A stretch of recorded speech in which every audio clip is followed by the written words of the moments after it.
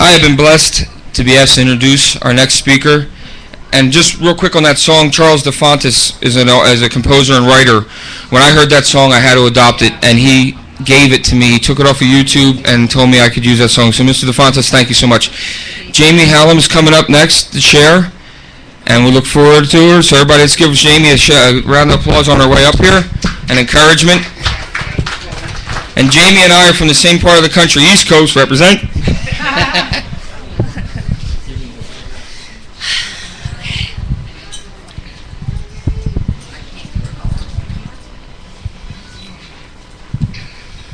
Every 10 seconds, a child is abused, raped, or killed in the United States. Up to 5 children a day will die from abuse. In another 13 seconds, another child will be abused. Nationally, over 3 million reports of abuse and neglect are made each year, and 2,000 of those children will die from their injuries. Child abuse kills more children in America than accidental falls, choking on food, suffocation, or fires in the home. And as if these statistics weren't horrifying enough, they are inaccurate in relaying the actual number of children that have fallen a victim to child abuse.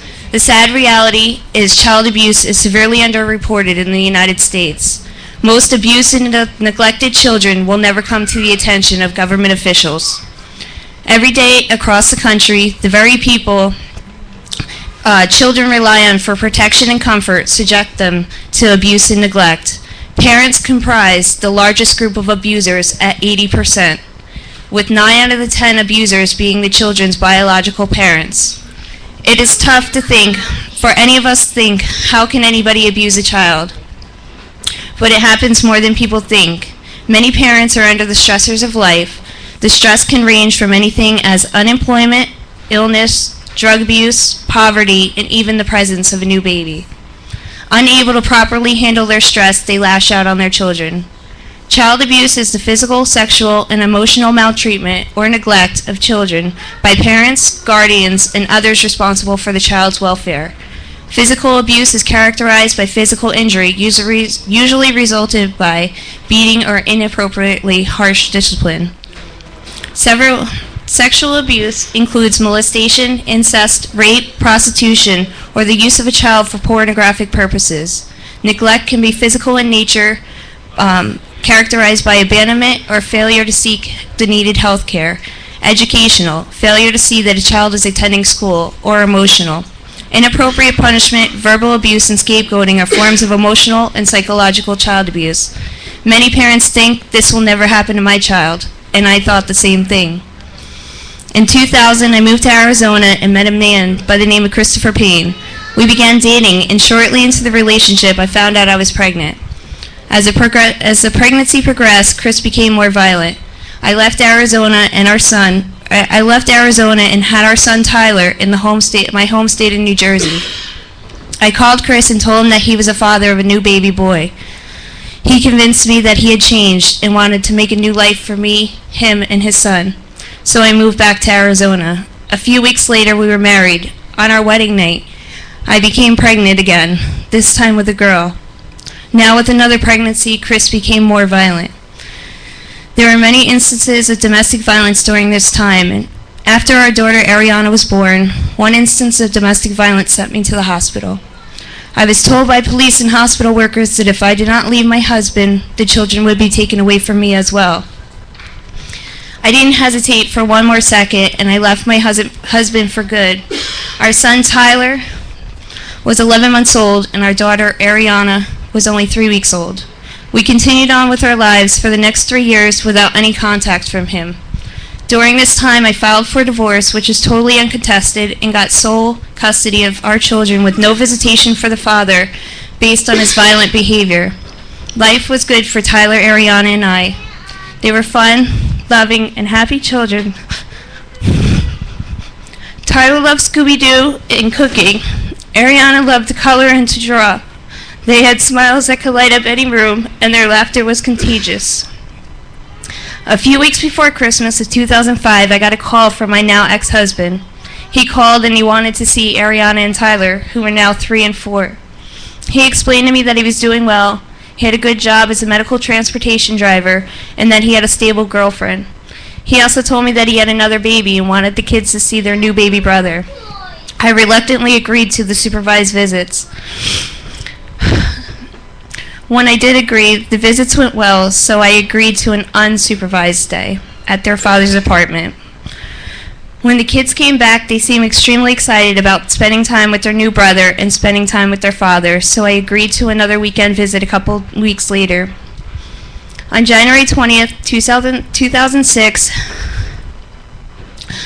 I dropped Ariana and Tyler off at their father's place. I kissed them goodbye, and I told them to be good. This would be the last time that I would see my children alive. When it was time to pick the children back up, I was told by my ex that Child Protective Services had an open case against me and that he was not to return the children. I fully cooperated with the state, and the allegations were found to be unsubstantiated, and the case was closed. I went back to the apartment with police, armed with my court order. I was told by the police officer on duty that Chris was claiming that he had filed for a motion for change in custody, and that there was still an open CPS case against me. The officer called CPS and was told to leave the children with their father. I continually tried to call and do all I could to get my children back. I felt helpless in my quest for getting them back. Even though I had a signed court order and sought every single means necessary to get my children back, the state left them in their father's care and left me feeling hopeless. Months passed without any word or contact from them. Then, in February of 2007, more than a year after I last saw Tyler and Ariana, I heard of a news story about a young girl being found in a storage locker. I felt in my heart that this was my daughter. That is when the detective came to my home and told me that the little girl's body that they found in the storage unit dumpster was my daughter, Ariana, and that my ex-husband was being held on charges of murder. I tried to keep my composure and focus my thoughts on finding my son. I asked if they had any information about where Tyler was. Detectives said based on the information they had, they believed that Tyler was also deceased. During the trial, I learned the gruesome details of the last few months of Tyler and Ariana's lives. Chris and his girlfriend, so hard. Chris and my girlfriend locked my children in a closet for 2 months. They didn't feed them and barely gave them water. Tyler had a big gash on his head, and they left it untreated. He and his girlfriend and their new son lived their lives without caring about my children locked in that closet. They would still go out with their friends and live their lives as though the children never existed. The children stayed quiet in the closet for fear that they would be beat if they made a noise. Tyler and Ariana's bones were literally broken from head to toe. One day, Chris opened the closet. He wanted to check on the kids. He took Ariana out, and he realized she was dead. He placed her dead body back in the closet, with Tyler, who was still barely alive. Chris and his girlfriend immediately left all their stuff and moved out of the apartment. They returned a few weeks later to find that Tyler was also dead. They removed their lifeless bodies and placed them in a plastic storage tote. They took the tote to a self-storage unit, and they left it for good. My ex-husband was convicted of 2 counts of first-degree murder and was sentenced to death. He has currently filed an appeal and is sitting on death row. His girlfriend, Reina Gonzalez, was charged with 2 counts of second-degree murder. In exchange for her testimony, she received 22 years. Police have searched the storage unit, the dumpster, and the landfill looking for Tyler's body, but to this day, still 4 years later, he's still missing. My life has not been the same ever since that day that I dropped him off for that weekend visit. And my life, along with my children's lives, were stolen from us.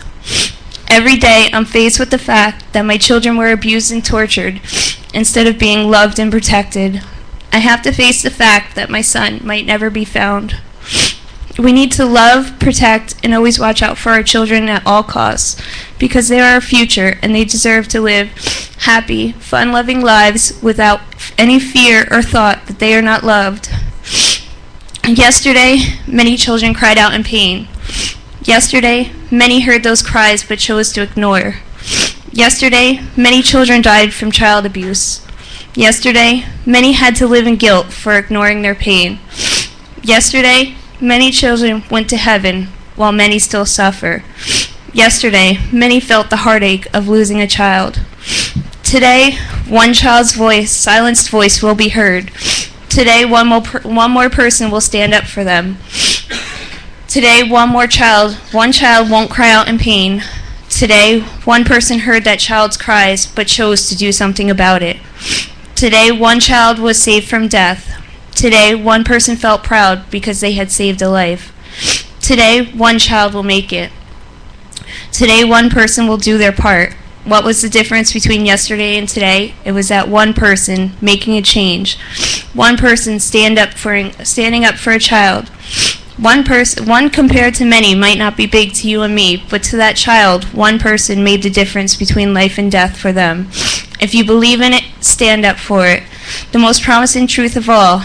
Yesterday, many spoke a change. Today, one will do something about it. Never doubt that a small group of committed people can change the world. Indeed, it is the only thing that ever has. Thank you.